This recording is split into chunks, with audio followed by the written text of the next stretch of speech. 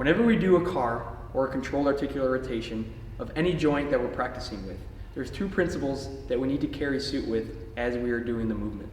One is maintaining a stable base.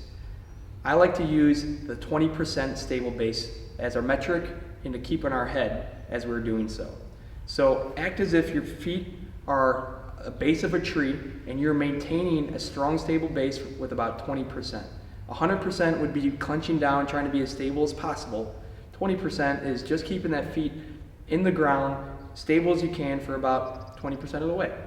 Second principle is whenever we're moving the joint in space, we want to act as if we're moving through 30% denser than air. So for the shoulder example, if I had negative density in the air, I would just whip around, whip around. 30% density is just a little bit thicker than air, where it feels like I'm going against a little bit of resistance. So let's keep these two principles in mind and apply it to any joint as we move through. Okay, so we're going to start with the cervical spine.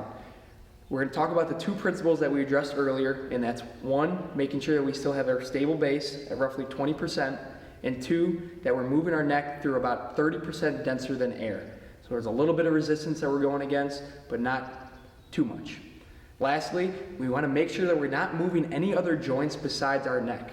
A lot of people tend to flex at the trunk, they lean backwards a little bit, or they just move at other places. We want to stay as stable as possible and just move at the neck. Okay, so we're going to use Blake here as a demo. Blake, I'm going to have you bring your chin all the way down to your chest. Once it reaches your chest, now I want you to trace your chin across your clavicle going up to the right shoulder.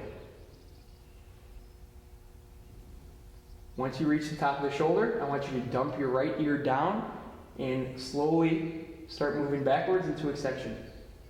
Notice that he's not leaning backwards, he's not shifting side to side. Once we get to max extension, let's bring our left ear to our left shoulder and bring our chin to that shoulder. Once we reach the chin to the shoulder, let's retrace the chin down our clavicle back to midline. And let's go back around.